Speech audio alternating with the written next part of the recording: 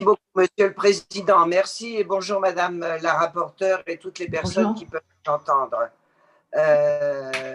Je voudrais vous dire que depuis le 7 janvier 2015 jusqu'à ce jour, nous avons l'impression, nous, journalistes, de traverser une sorte de cauchemar. Depuis le massacre et l'union sacrée qui a suivi pour dire nous soutenons la liberté d'expression et d'information, nous nous sommes heurtés, nous, journalistes en France, à beaucoup de difficultés.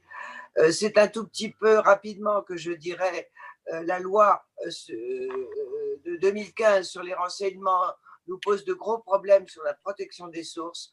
La loi sur le secret des affaires, la loi sur les fake news sont toutes des lois qui restreignent nos libertés d'informer et qui nous contraignent d'une façon ou d'une autre. Sur le plus volontiers le schéma national de maintien de l'ordre contre lequel le SNJ effectivement s'est pourvu en recours devant le Conseil d'État.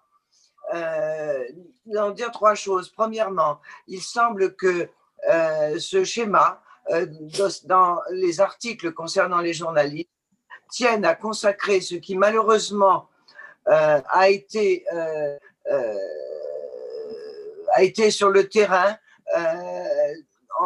sur toutes les manifestations sociales notamment, pas seulement les Gilets jaunes, a été effectivement une règle qui s'est instituée, une règle lamentable, malheureuse, et contre la liberté de la presse. Je veux dire par là, depuis 2 ans, nous avons comptabilisé, nous, syndicats des journalistes, plus de 200 journalistes empêchés de travailler par les forces de l'ordre, qu'ils aient été insultés, injuriés, mis en garde à vue, blessés sérieusement parfois, cartes de presse volées, subtilisées, déchirées, de blocage d'entrée et de sortie des lieux de manifestation, etc. Ce schéma, quelque part, dans ces articles concernant la presse, vient accréditer l'idée que les journalistes ne sont que tolérés et que, ma foi, eh bien, ils doivent se plier d'abord au maintien de l'ordre. Il est prévu effectivement dans ce schéma que les journalistes se forment au maintien de l'ordre. Est-il prévu que les hiérarchies des policiers et des CRS se forment au travail des journalistes? Non. Deuxième point dans le schéma, on fait un flou extrêmement grave entre le délit d'attroupement, le délit qui consisterait à ne pas se disperser en s'appuyant sur le code pénal. Sauf que le code pénal dit que les journalistes, ne parle pas des journalistes dans cet article-là, il dit que les participants doivent cesser l'attroupement dès lors que les forces de l'ordre le leur demandent. Or, les journalistes ne sont pas des participants. Les journalistes sont des observateurs.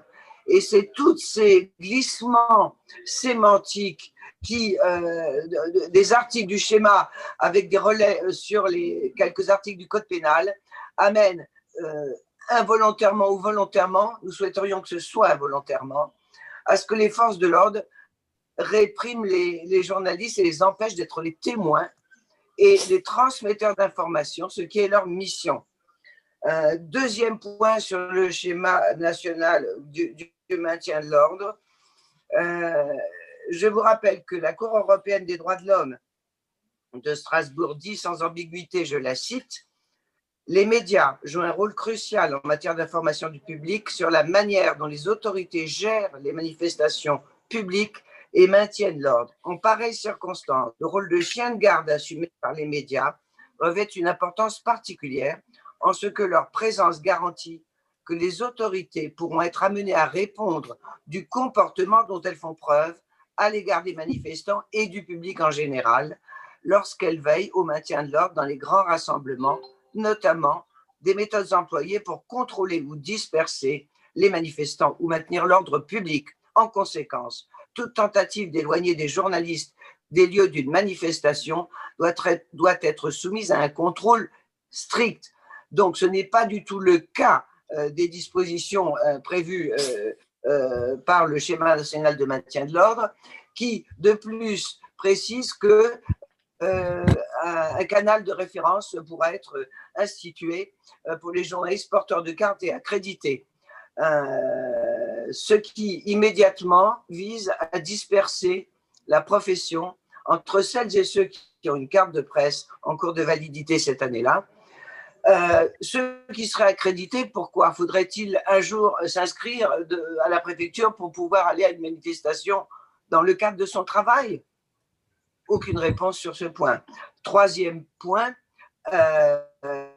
vous savez que beaucoup de journalistes professionnels ne peuvent pas avoir la carte de presse pour des raisons financières dans la plupart des cas, et que la loi française ne dit pas qu'un journaliste doit avoir une carte pour être journaliste. Monsieur Darmanin, interrogé sur ce point par France Inter, avait dit « Nous n'avons jamais d'examiner de près les plaintes et les signalements. Cela fait plus de 2 ans que nous n'avons aucune nouvelle, ni des signalements, ni des plaintes. Or, dernier point sur le schéma du maintien de l'ordre.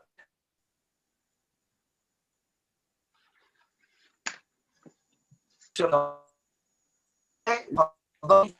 18, il n'en a rien été et nous ne cessons, nous SNJ, nous intersyndicales de journalistes, de dénoncer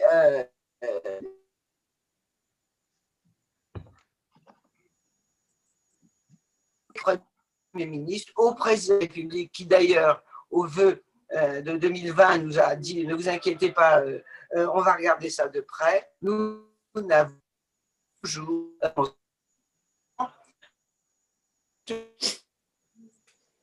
aussi évoqué, Monsieur le Président, la sécurité globale, la proposition de loi qui est en cours d'examen actuellement et qui est catastrophique, qui nous interdirait de diffuser des photos ou des films des forces de l'ordre en action. C'est tout à fait choquant de considérer qu'il y a des caméras partout, sur des drones, des caméras de surveillance, des caméras de la police qui ont le droit d'en avoir, bien évidemment. Tout va avoir des caméras, tout le monde pourrait filmer, sauf les journalistes. Donc, je demande à cette commission de prendre en compte le fait que les exactions contre les journalistes sont le fait d'une toute petite minorité de policiers, mais malheureusement, comme elles sont impunies depuis 2 ans, ça veut dire que certains se croient avoir tous les droits. Et les décisions de justice qui tombent cette année, en ce moment même d'ailleurs, faisant état de procès-verbaux mensongers, sous serment, qui condamnent certains policiers, heureusement peu, sont basés sur le fait que des vidéos et des photos ont témoigné des faits qui se sont réellement et ont permis de découvrir que les procès-verbaux étaient mensongers. Comment va-t-on faire si on n'a plus le droit constitutionnel de contrôler ce que font les fonctionnaires de notre pays que nous payons sur argent public? Merci de m'avoir écouté. Je suis prête à répondre aux questions.